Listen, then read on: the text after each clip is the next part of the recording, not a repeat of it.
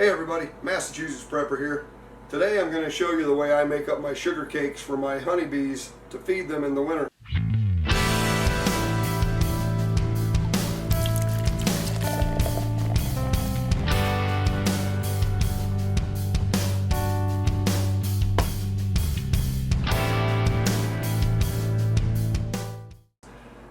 One of the things I do use are these nice big sheet pans. I picked these up at a local restaurant supply store, and they're relatively inexpensive. I paid, if it focuses on that, $13.15 a piece for these. So they're not expensive, but what I like about them is I can make this nice big sheet of sugar cakes, cut them up into the sizes that I want, and as you can see there's score marks on here where I use a butter knife and cut them. It works real well. I get about an inch thick block of sugar cake. The mountain camp method is fine if that works for you. For me, carrying around bags of sugar through all my different apiaries and pouring it into my hives, it's just kind of a pain. I'd rather throw 30-40 sugar cakes into a canvas bag, carry them in there, drop on what I need, and not have to worry with it. But these really are dual purpose, because during harvest season I bring my honey supers into the honey house, and a lot of times you have comb that's leaking and you got honey going all over your floor and all that good stuff. You drop a 10-frame super right into this. It fits perfectly, gives you a little bit of room on the ends and the sides, and it contains all the mess. So let's get to making some sugar cakes.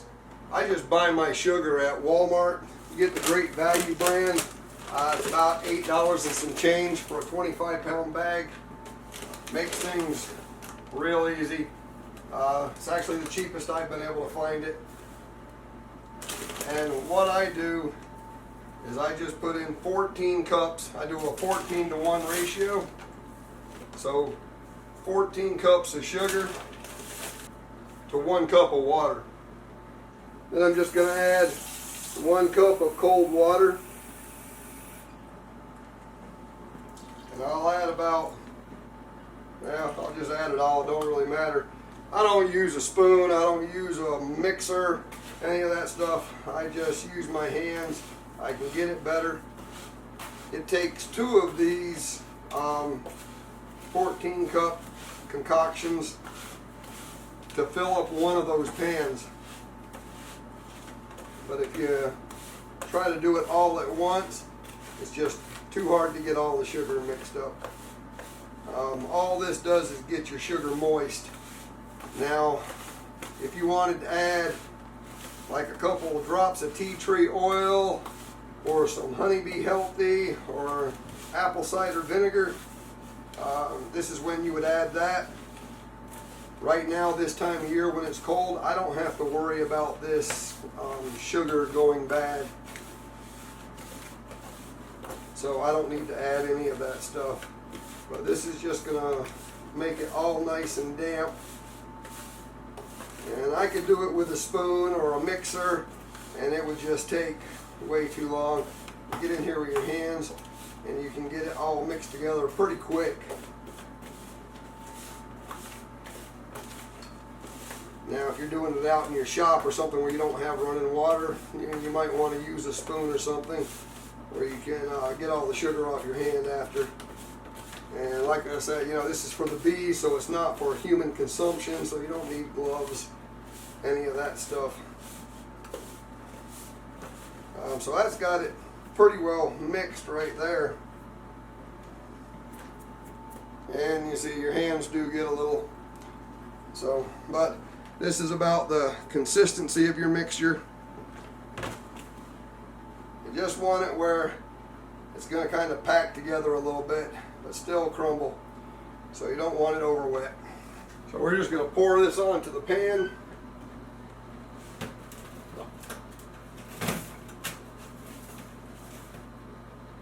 As you can see, one's not going to do it. So we just repeat this process one more time. Okay, so once you got your second batch on here, then it's just a matter of kind of spreading it out, getting it evened out on here. That way we can take a rolling pin and then compress it really good. I mean, you could pat it down with your hand and be just fine, but I like to use a rolling pin. It gives it a nice flat consistency. Gets it all worked in really good and gives me a nice solid block. And you probably could go just like that and be perfectly fine.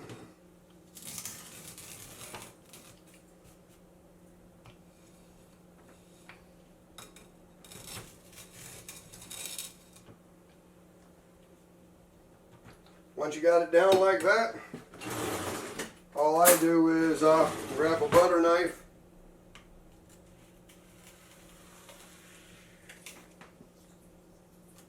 and score it into blocks.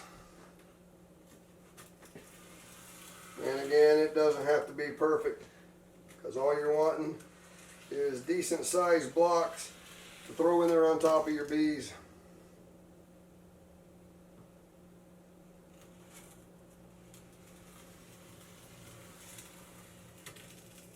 Some bigger, some smaller, it don't matter. So everybody, that's the way I make up sugar cakes. I'm not going to say it's the right way or the wrong way. It's the way I do it. And it's what works really good for me here in the Northeast. Now, most beekeepers find out, they check on their hives, you know, late February, early March, and they say, well, they got enough food to get through until spring. And then they go in the end of March, beginning of April, end of April, and they're wondering why their bees have died. And it's usually because the weather starts warming up. As we get into spring, those bees get active and there's not enough resources because they've eaten everything in their hive. There's no pollen or nectar flowing yet. This is for the Northeast now. This doesn't pertain to all the beekeepers that are down south. Your season's totally different, and beekeeping is a local thing. So I can't give you advice. You know, all I can tell you is what works for me here in northwestern Massachusetts. So, but we get in there and find out, holy crap, our bees are dead. And we usually find out that it's because they starved out. Because we checked them in the, you know, end of February, beginning of March, middle of March, somewhere in there, and they had resources. But then the weather warms up, those bees get active. And when they get active, they need more resources, and they eat everything. And then there's no pollen, there's no nectar, there's nothing for the bees to sustain themselves on, and they end up starving. So now is the critical time for you to be checking your bees. Here right at the, you know, mid to end of February, you get a nice day, get in there and check them out.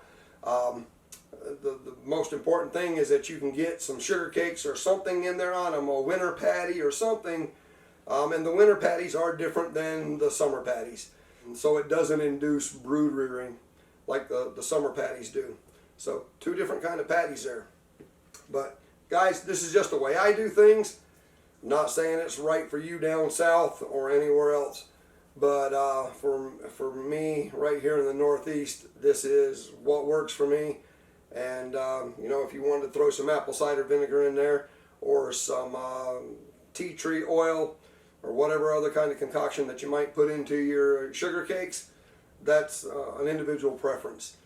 But I find that this time of year, I don't need the apple cider vinegar simply because the sugar doesn't have a chance to spoil. Once we get into the warmer months, where we're getting into the end of March, beginning of April, mid-April, when the temperatures are fluctuating a lot more, then that's when your sugar cakes could start to go bad. And mine will pretty much be gone by the time we get there. But anyways, guys, just a little short video on how I do my sugar cakes and get prepared to take and feed my bees. Today is Thursday. This coming Monday I will be going out and checking all my hives. Tomorrow is the 14th, which is Valentine's Day, so happy Valentine's Day to everyone out there. And yeah, you know, here we are mid-February, and I'm going to check my bees, make sure they got plenty of feed, and get them through until spring. Will you survive whatever comes your way? If you get enough sugar cakes on your bees, you just might. This is the Massachusetts Prepper saying, take care all.